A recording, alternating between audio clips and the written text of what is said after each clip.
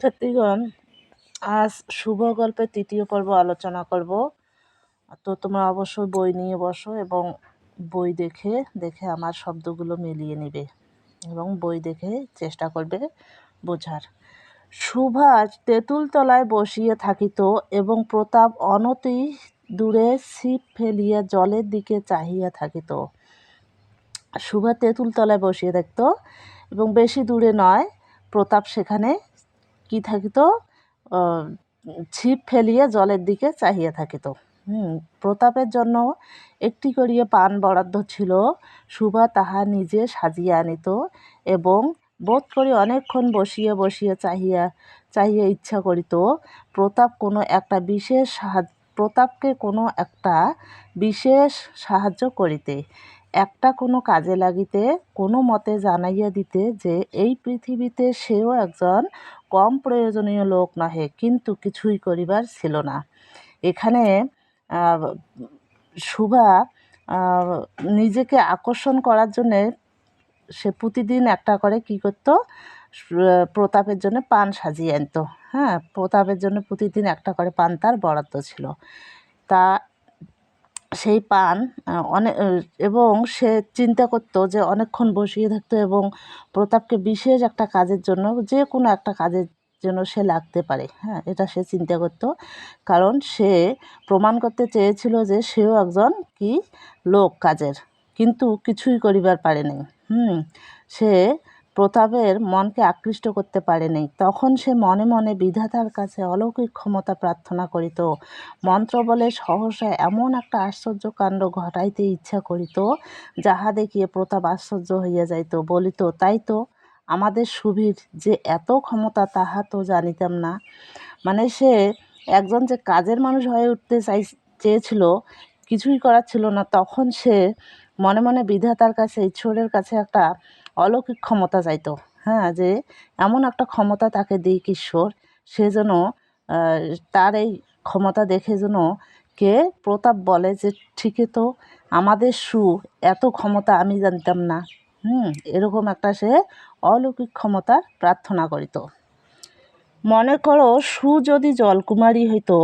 এবার এখানে সুভা নিজেকে বদলানোর চেষ্টা করতেছে এবং তার মনে মনে চিন্তা করতেছে এভাবে যে সুভা যদি জলকুমারী হইতো, আস্তে আস্তে জল হইতে উঠিয়ে একটি সাপের মাথার মণি ঘাটে রাখিয়া যাইত। প্রতাপ তাহা তুচ্ছ মাছ ধরা রাখিয়া সেই মানিক লইয়া জলে ডুব মারিত এবং পাতালে গিয়ে দেখিত রূপার অট্টালিকা সোনার পালঙ্কে কে বসিয়া। আমাদের বাণীকণ্ঠের ঘরের সেই বোবা মেয়ে আমাদের সেই মণিদীপ্ত গভীর নিস্তব্ধ পাতালপুরীর একমাত্র রাজকন্যা, তাহা কি হইতে পারিত না? তাহা কি এতই অসম্ভব? আসলে কিছুই অসম্ভব নয়, কিন্তু তবুও প্রজাশূন্য পাতালের রাজবংশে না জন্মিয়া বাণীকণ্ঠের ঘরে আসিয়া জন্মিয়াছে এবং গোসাইয়ের ছেলে প্রতাপকে কিছুতেই আশ্চর্য করতে পারিতেছে না। এই অংশটুকু পরে বোঝা যাচ্ছে যে প্রতাপকে সুভা এতই ভালোবাসিত যে সে মনে মনে কল্পনা করতেছে যে একটা এমন যদি হতো যে একটা সাপের মণি এনে কোথায় রাখিত, ঘাটে রাখিত, কোথার থেকে জল হইতে সাপের মণি আনিয়ে রাখিত। প্রতাপ সেটা এই সাপের মণির মাঝে তো মাছ ধরা একটা তুচ্ছ ঘাস, এই তুচ্ছ ঘাস ফেলে জলে ডুব মারিত এবং পাতালে গিয়ে দেখিত কি যে রূপার পালঙ্কে বসিয়ে আছে, সোনার পালঙ্কে বসিয়ে রূপার অট্টালিকাতে কি হইতো, বাণীকণ্ঠের সেই বোবা মেয়ে। এবং সে খুব আশ্চর্য হইতো, বলিত যে সেই বোবা মেয়ে আমাদের একমাত্র রাজকন্যা। তো এটা তো সম্ভব নয়, কিন্তু কিছুই অসম্ভব নয়, এটাও ভাবতো যে আবার কিছুই অসম্ভব নয়। কি হয়েছিল, প্রজাশূন্য পাতালে, যেখানে প্রজা নাই, সে পাতালে রাজবংশে না জন্মিয়া বাণীকণ্ঠের ঘরে জন্মিয়েছে। এই জন্যে কি, যেহেতু প্রতাপ বড় বংশের ছেলে, গোসাইয়ের ছেলে, সেহেতু কি গোসাইয়ের ছেলে যে প্রতাপ ছিল তাকে কিছুতেই সে আকৃষ্ট করতে পারতেছে না। তার সকল চেষ্টা ব্যর্থ হয়। এই অংশটিতে বোঝা যাচ্ছে যে সুভা প্রতাপকে খুবই ভালোবাসিত। অনেক চেষ্টা করল, বিধাতার কাছে সে মন্ত্রের চেষ্টা করল এবং এখানে একটা অলৌকিক ক্ষমতার আশা করল, কিন্তু কিছুই করা ছিল না। শুভার বয়স ক্রমেই বাড়িয়া উঠিতেছে, ক্রমেই সে যেন আপনাকে আপনি অনুভব করিতে পারিতেছে, যেন কোনো একটা পূর্ণিমা তিথিতে কোনো একটা সমুদ্র হইতে একটা জোয়ারের স্রোত আসিয়া তাহার অন্তরাত্মাকে এক নতুন অনির্বচনীয় চেতনা শক্তিতে পরিপূর্ণ করিয়া তুলিতেছে। সে আপনাকে আপনি দেখিতেছে, ভাবিতেছে, প্রশ্ন করিতেছে এবং বুঝিতে পারিতেছে না। অর্থাৎ এখানে যখন শুধু শুভা নয়, যখন মেয়েরা আস্তে আস্তে বড় হয়ে যায়, এই যে বড় হওয়ার সময়টা যখন পরিবর্তন হয় শারীরিক, সে শরীরের পরিবর্তনটার কথা চিন্তা করতেছে এখানে শুভা, যে সে আপনাকে আপনি দেখতেছে, ভাবিতেছে, প্রশ্ন করিতেছে, কিন্তু সে কিছুতেই বুঝিতে পারিতেছে না। অর্থাৎ এখানে সমুদ্রের হইতে যেমন পূর্ণিমা রাত্রিতে জোয়ার আসে, ঠিক সেরকম তার শরীরে জোয়ার আসিতেছে। সে কিছুতেই বুঝিতে পারিতেছে না তার শারীরিক যে পরিবর্তন হইতেছে। গভীর পূর্ণিমা দেখাই। আচ্ছা, গভীর পূর্ণিমা রাতে সে একদিন ধীরে ধীরে শয়নগৃহে দ্বার খুলিয়া ভয়ে ভয়ে মুখ বাড়াইয়া বাহিরের দিকে চাহিয়া দেখে পূর্ণিমা প্রকৃতির শুভার মতো একাকিনী সুপ্ত জগতের উপর জাগিয়া বসিয়া যৌবনের রহস্য পুলকে বিষাদে অসীম নির্জনতার একেবারে শেষ সীমা পর্যন্ত এমনকি তাহা অতিক্রম করিয়া থম করিতেছে, একটি কথা কহিতে পারিতেছে না। এই নিস্তব্ধ বেকুল প্রকৃতির প্রান্তে একটি নিস্তব্ধ বেকুল বালিকা দাঁড়াইয়া। অর্থাৎ এখানে গভীর পূর্ণিমা রাতে একদিন কি করলেন, দ্বার মানে দরজা খুলিয়ে সে মুখ বাড়িয়ে বাহিরে গেলেন। হ্যাঁ, পূর্ণিমার প্রকৃতি যেমন একাকিনী থাকে সুপ্ত জগতে, ঠিক সেরকম শুভাও একাকিনী। হ্যাঁ, একেবারে শেষ সীমা পর্যন্ত অসীম নির্জনায় একেবারে শেষ সীমা পর্যন্ত সে একাই ছিল। এমনকি তাহা অতিক্রম করিয়ে থম করিতেছে, মানে তার যৌবনের যে রহস্য পুলকে বিশদে অসীম নির্জনতায় থম করিতেছে, একটি কথাও কহিতে পারিতেছে না। সেই বেকুল বালিকা যেমন নিস্তব্ধ এই পূর্ণিমা রাত দাঁড়িয়ে একাকী, আর এই বেকুল বালিকা দাঁড়াইয়াও একাকী।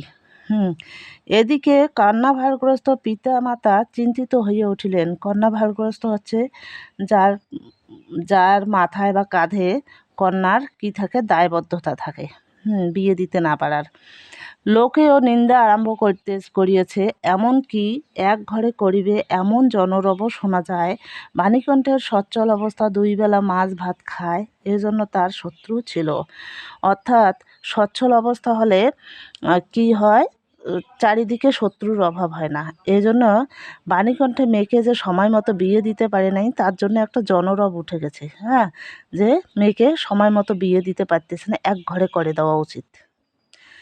স্ত্রী পুরুষের বিস্তর পরামর্শ হইল, কিছুদিনের মধ্যে বাণীকণ্ঠ বিদেশে গেল। স্ত্রী পুরুষ মানে বাণীকণ্ঠ এবং তার স্ত্রী দুজনে পরামর্শ হওয়ার পরে বিদেশে গেল। বিদেশ বলতে কিন্তু সে সময়, তৎকালীন সময় বিদেশ বলতে মানে এক অঞ্চল থেকে আর অঞ্চল যাওয়াটাকেই বোঝায়। অবশেষে ফিরিয়া আসিয়া কহিল, চলো কলিকাতা যাই। তাহলে আমরা পড়েছিলাম যে চণ্ডীপুর হচ্ছে বাণীকণ্ঠের বাড়ি, কিন্তু যাবে হচ্ছে কলিকাতা, এক অঞ্চল থেকে আর এক অঞ্চলে যাবে।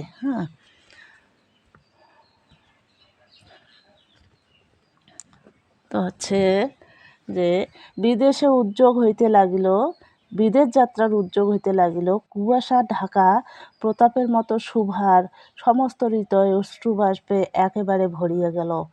তাহলে কি, বিদেশ যাত্রার উদ্যোগ মানে কলিকাতা যাওয়ার জন্য প্রস্তুতি গ্রহণ করতে লাগলো। কুয়াশা ঢাকা প্রভাতের মতো শুভার সমস্ত হৃদয়, কুয়াশা ঢাকা প্রভাত একটু মেঘলা হয়, ঠিক সেরকম শুভারও হৃদয় একদম মেঘলা, অশ্রুবাষ্পে ভরিয়ে উঠল। একটা নির্দিষ্ট আশঙ্কার বশে সে কিছুদিন হইতে ক্রমাগত নির্বাক জন্তুর মতো তাহার বাপ মায়ের সঙ্গে সঙ্গে ফিরিত। ডাগুর চক্ষু মেলিয়া তাহাদের মুখের দিকে চাহিয়া কি একটা বুঝিতে চেষ্টা করিত, কিন্তু তাহারা কিছুই বুঝাইয়া বলিতেন না। অর্থাৎ এখানে শুভা বুঝতে পারতেছিলেন যে তার জন্য পাত্র দেখা হচ্ছে, কিন্তু তারা বুঝাইয়ে দিতেছে না, কিন্তু সে বুঝতে পারতেছিল যে কিছু হতে যাচ্ছে। হ্যাঁ, বাবা মার সঙ্গে ফিরছে, বাবা মার সঙ্গে এবং বাবা মার সঙ্গে থাকতেছে, কিন্তু সে নির্বাক ছিল। এমনিতে তো কথা বলতেই পারতো না। ইতোমধ্যে একদিন অপরাহ্নে ছিপ ফেলিয়া প্রতাপ হাসিয়া কহিল, কিরে সু, তোর নাকি বর পাওয়া গেছে, তুই নাকি বিয়ে করতে যাচ্ছিস, দেখিস আমাদের ভুলিস নে, বলিয়া আবার মাছের দিকে মনোযোগ করিল। আর এখানে প্রতাপ ব্যঙ্গ করে বলতেছে যে কিরে সু, তোর নাকি বর পাওয়া গেছে, হ্যাঁ, তোর নাকি বিয়ে, দেখিস আমাদের ভুলিস না। মানে আমাদের বলছে, আমাকে না বলিয়ে বলে ফেলছে আমাদের ভুলিস না। এই কথাটি এখন আমরা পড়ব নিচে, যে আবার সেই কথাটি স্বাভাবিকভাবে বলে কি করছে, আবার সে মাছের দিকে মনোযোগ দিছে। তো মর্মবিদ্ধ হরিণী ব্যাধের দিকে যেমন চাহিয়া তাকায়, নীরবে বলিতে থাকে, আমি তোমার কাছে কি দোষ করেছিলাম। শুভা তেমনি করিয়া প্রতাপের দিকে চাহিল। অর্থাৎ এখানে মর্মবিদ্ধ হরিণী মানে মর্ম হচ্ছে হৃদয় পর্যন্ত যেটা বিদ্ধ হয়। হ্যাঁ, হরিণী ব্যাধ, ব্যাধ যে হরিণ শিকার করে ব্যাধ বলা হয় তাকে। তো এখানে ওই যে বলছে যে তোর নাকি বর পাওয়া গেছে, দেখিস আমাদের ভুলিস নে। এখানে এই জন্যে যে ব্যঙ্গ করে কথাটা বলার জন্যে শুভর অন্তরে খুব ব্যথা লেগেছে, এই জন্যে মর্মবিদ্ধ হরিণীর কথা বলা হয়েছে। এটা সে নীরবে থাকে, কিন্তু তার খুব ব্যথা পায়, সে খুব ব্যথা পায়। এই জন্যে সে মনে মনে আকুতি করে যে আমি তোমার কাছে কি দোষ করেছিলাম। মানে প্রতাপের কাছে এই মিনতিটুকু করলো যে আমি তোমার কাছে কি দোষ করেছিলাম যে আমার বিয়ে নিয়ে তুমি ব্যঙ্গ করতেছ। সুভা তেমনি করিয়া প্রতাপের দিকে চাহিল। সেদিন গাছতলায় আর বসিল না। বাণীকণ্ঠ নিদ্রা হইতে উঠিয়া শয়নগৃহে তামাক খাইতেছিলেন। সুভা তাহার পায়ের কাছে বসিয়া তাহার মুখের দিকে চাহিয়া কাঁদিতে লাগলেন। অবশেষে তাহাকে সান্ত্বনা দিতে গিয়ে বাণীকণ্ঠের শুষ্ক কপলে অশ্রু গড়াইয়া পড়িল। এরপরে যখন ব্যঙ্গ করে কথা বলেছিল প্রতাপ, সেদিন আর তেঁতুলতলায় বসল না, শয়নগৃহে বাবার কাছে গেল। বাবা সেই সময় তামাক খায়, তো সেখানে গিয়ে বাবার পায়ের কাছে বসে চাহিয়া কাঁদিতে লাগলেন।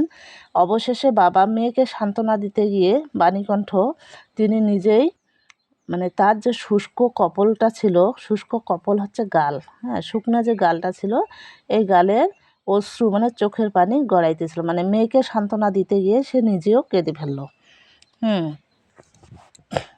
তাহলে কাল কলিকাতার যাইবার দিন স্থির হইয়াছে। সুভা গোয়াল ঘরে তাহার বাল্যসখীদের কাছে বিদায় লইতে গেল। তাহাদিগকে স্বহস্তে খাওয়াইয়া গলা ধরিয়া একবার দুই চোখে যত পারে কথা ভাবিয়া তাহার মুখের দিকে চাহিয়া দুই নেত্রপল্লব হইতে টপ টপ করিয়া অশ্রুজল পড়তে লাগিল। এবং সেই আগামীকাল যাওয়ার দিন স্থির হইল। কোথায়? কলিকাতায় যাওয়ার। তো গোয়াল ঘরে গেল, তার বাল্যসখী যারা ছিল, ওই যে আমরা পড়েছিলাম সর্বশী এবং পাঙ্গুলি, তাদের কাছে বিদায় লইতে গেল এবং স্বহস্তে মানে নিজের হাতে খাওয়াইল সে গলা ধরিয়া। আবার সে দু চোখে যত ভাষা আছে সব ভাষা তাদের ভরিয়ে দিল। মুখের দিকে চাহিল এবং দুই নেত্রপল্লব মানে চোখের যে চাহনিটি ছিল সেটা টপ টপ করিয়া অশ্রু জল মানে চোখের জল পড়তে লাগলো। এবার তার কথা তো এমনিতেই বুঝতো সর্বশী এবং পাঙ্গুলি, সে তার যত মনের কথা ছিল সেখানে গিয়ে বুঝাইয়া আসলো। সেদিন শুক্ল দ্বাদশী, মানে পক্ষ হয় দুইটা, একটা হয় শুক্লপক্ষ আর একটা হয় কৃষ্ণপক্ষ। তো যেদিন এখানে বলা হয়েছে শুক্ল দ্বাদশীর কথা, মানে চাঁদের যে দ্বাদশীর রাত, সে শুক্ল দ্বাদশী রাত্রি জ্যোৎস্না রাতের। শুভা শয়নগৃহে হইতে বাহিরে হইয়া তাহার সেই চিরপরিচিত নদী তটে শস্পসজ্জায় লুটাইয়া পড়িল। শস্পসজ্জা হচ্ছে ঘাসের বিছানা। শস্পসজ্জা কচি ঘাসের যে বিছানাটা হয় সেটা হচ্ছে শস্পসজ্জা। লুটাইয়া পড়িল কে? শুভা এবার যে ঘরে থাকে সে ঘর থেকে বের হয়ে তার যে পরিচিত চণ্ডীপুরের যে নদীটি ছিল ছোট্ট, সেই তন্বী নদীটির কাছে গিয়ে লুটাইয়া পড়িল। যেন ধরণীকে এই প্রকাণ্ড মুখ মানব মাতাকে দুই বাহুতে ধরিয়ে বলিতে চাহে, মানে প্রকাণ্ড মুখ হচ্ছে বোবা। এই বোবা মানব মাতাকে, সারা পৃথিবীটাই যে বোবা এবং মাতাতুল্য করিয়া সে দুই বাহুতে ধরিয়া বলিতে চাহে, তুমি আমাকে যাইতে দিও না মা। সে পৃথিবীকেই বলতেছে যে তুমি আমাকে যাইতে দিও না মা, আমার মতো দুই বাহু বাড়াইয়া তুমি আমাকে ধরিয়ে রাখো। ঠিক যেভাবে সুভা এই মাকে ধরে রেখেছে, মাকে সে অনুরোধ করতেছে যে মা তুমি আমাকে আমার মতো করিয়ে ধরিয়ে রাখো, আমাকে চাইতে দিও না। তো শিক্ষার্থীগণ, আমরা এখানে আলোচনাটা জানলাম। অবশ্যই আমি সুভা গল্পটি আলোচনার সহজ এবং সহজ সরল ভাষায় ব্যাখ্যা দিতে চেষ্টা করেছি। আজকে পুরো গল্পটি শেষ হয়ে গেল। তো তোমরা অবশ্যই গল্পটি আশা রাখি বুঝতে পেরেছো, এবং বোঝার পরে যদি কোনো পর্ব তোমাদের দেখা না হয়, তো আমি এর আগে পর্বগুলো দিয়েছি, পর্বগুলো অবশ্যই দেখবে আর আমার চ্যানেলটিকে সাবস্ক্রাইব করে দিও।